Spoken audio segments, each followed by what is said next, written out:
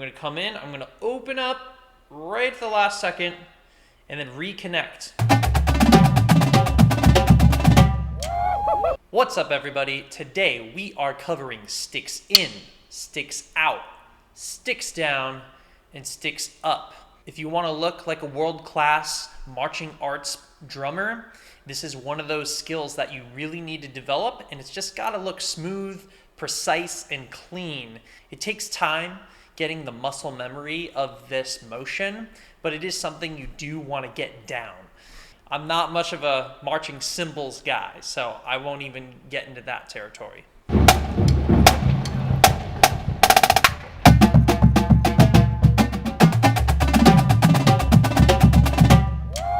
gotta know what sticks in is like first. So sticks in is a little more traditional, pun intended with traditional grip, but really you see a lot more modern drum lines doing only sticks down and sticks up type of deal. But there are still a lot of drum lines that do sticks in and sticks out. It is a little more classic, shall we say. So what do? Well, if you're with the traditional grip for snares, what we want to do is just take our basic way we already know how to hold the sticks, and what you're going to do is that the right stick is going to come and join the left stick, but my connection here is the problem, because this is blocking the stick from touching, right? So for a brief moment, I got to open this gap, right? This thumb to index connection has to open. In this way, the stick can sneak in there, and then I can reconnect. So watch that again. So here I'm at my set position.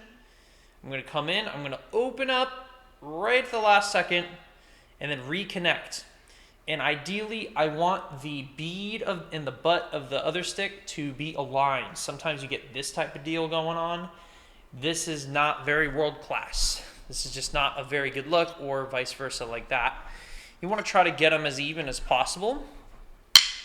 And so you'll get used to getting that touch there and that feel. It'll become natural after a while.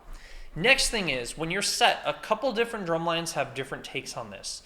But for the most part, you want to keep your hand, at least this very last knuckle of your pinky, is just going to rest lightly on the rim of the drum for sticks in. So for sticks in, I don't want to be levitating up here. This kind of looks amateur, and most lines do not do this. This anchors it down very nicely, and when I go sticks out, I'm basically right at my set playing position already, which is perfect. So very important, when your sticks in, rest that pinky knuckle on the rim. Now, I want to keep my stick straight, even if I'm on a tilted drum, right? Whatever the tilt is at, I'm going to have the sticks be parallel to the rim. So what I mean by that is I don't want something like this, right? I'm on a flat drum. This looks lazy, right? We would call this looks kind of lazy, like my right arm's tired and I'm just giving out. Don't give out on that. You're just going to hold the sticks up and keep it parallel with the drum. You can see that shape right there. Okay, this looks really good. And then when I go sticks out, it's kind of just the reverse. I'm going to let go of that connection here very briefly, and I immediately get on to grip for my traditional grip, right? I got to have that thumb index connection. It's so important. So just practice this, going slowly. Try not to hurt yourself. When you're new to this, you might accidentally clamber up and hit your finger or something like that. So just go slowly, practice this. And a good sticks in, you usually hear the sticks. You want to get a good little stick click in there. You want to hear that.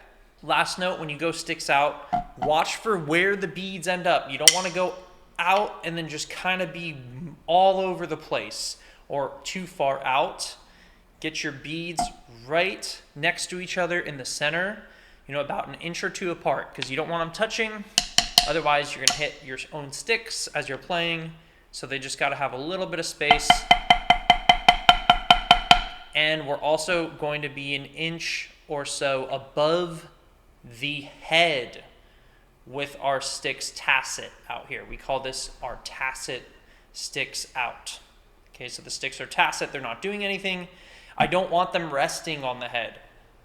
okay? Because it's just not typically what we do. We want to be ready for any motion. So I want to be kind of up an inch or so higher, so I can come up and do, you know, a large forte stroke if I need to, or a buzz, whatever it might be. So there you go. That sticks in and out with traditional grip for snares. Okay, now what about sticks down and sticks up?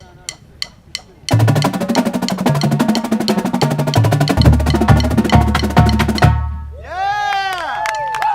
Well, this one is a little easier because I don't have to get rid of this connection at all here. I'm going to keep everything normal, and all I'm going to do is come from my set position that we already talked about. And something else, also just a reminder, is that you want the angle of the stick to be about, if you put two fingers, your index and middle, under the stick to the rim, you're going to have that angle or so on both hands. They're going to be about the same. All right, so you don't want something like this, and you also don't want to be like coming from under the rim. Okay, so we've got that slight angle. Now, when I go sticks down, most common mistake I see is this, coming way out to the sides. That looks, again, a little bit amateur. If you want to look a little more professional, a little more world-class drummer, you want to come down right to the side of the drum and basically look for where the edge of the drum is. You want to come down right next to it, as close as you basically can on both sides. And when you come down, be quick about it, because usually you're coming down on like beat 3 of after a release. So let's say you're ending 8s or something.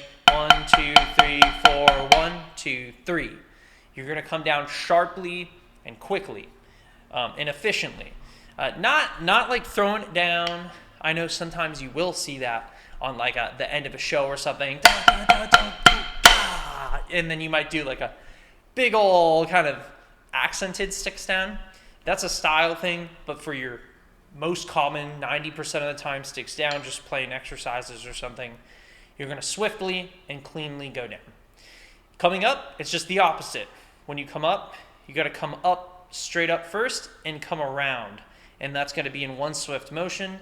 And I don't want to come up way too far away. This just looks kind of like amateur. Again, it just doesn't look clean and professional. So I'm going to go like that. One more time. And it's tough because you want to get it right to your set position if possible. So I suggest practice in a mirror. Look at yourself just like I am. I'm in front of a phone camera. I can kind of check out what's going on with this. All right, pretty good. Okay, so now let's move on to tenors, sticks in and sticks out. So if you're playing tenor drums, you can, so you don't have traditional grip. So you're in match grip, right? And it's kind of the same idea. You want to be slightly above the rim. You don't want to be resting on the rim. Some drum lines may have different approaches on that. I personally have seen just slightly above the rim. You're just going to kind of hover here. Okay, you don't want to rest.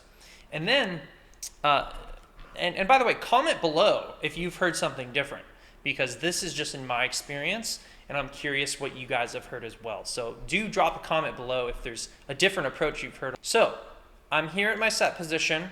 Now, a couple different things. Some lines, I don't know why they do this, but some lines with their left hand usually will put their index finger in between the sticks, and they kind of create this gap. The thumb rests on the back, by the way. Forgot to mention that for traditional grip. Keep your thumb on the back. Don't go under. Okay, that applies for both. And they have this little gap, and then so you can go out smoothly. I think the idea with that is because when I go out, sometimes I get this click. Do you hear that?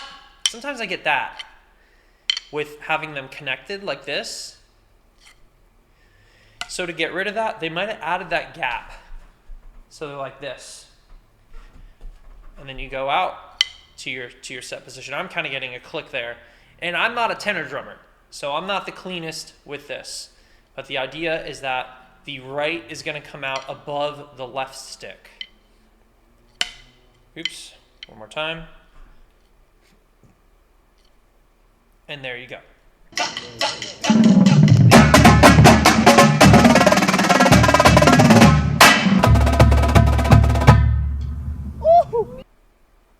Sticks down and sticks up is the same. The quads are just a little wider, so you just got to deal with that. I wouldn't come down all the way on the side of the drums. You kind of got to sneak them down next to the drum.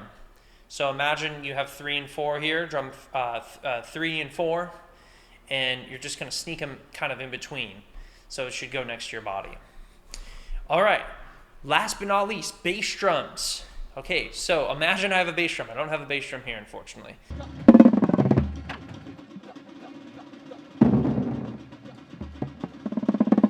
So imagine I take this and I'm sideways. I want to have the beater right in the center. So here's my set position. Sticks in, sticks out.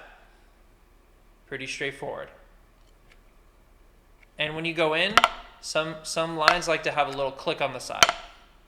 So you let the stick hit the side of the rim when you go in. So here's sticks up, sticks down. I'm just going to come down to my side. I'm letting the stick hang relaxed and loosely. You can't really see it here because I'm close to the camera. And then when I go sticks up, I'll just come straight up. Bass drum's kind of the easiest because I don't have a drum in the way. The drum is up here, right in front of me. It's mounted. So I can just kind of go up and down pretty easily. The harder thing is getting in the center of the head and just finding and feeling where that zone is. And a lot of times you got to get in the mirror and check that out with your playing to check if you're in the center or not. All right, guys, thanks for joining me for another episode of RE Teaches Drums.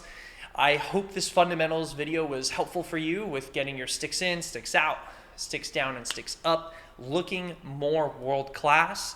If you have any questions or you have other approaches to those that you've heard of, please let me know in the comments. I want to hear what your experiences have been. And let me know if you have any more questions about that, because it really goes a long way to look your best so that you can also sound your best. Really want to wish all of you guys a happy new year. Let's have a great 2026. Get after it with our practicing, our drumming, and I can't wait for what's in store for us. So till next time, Ari Schiller out.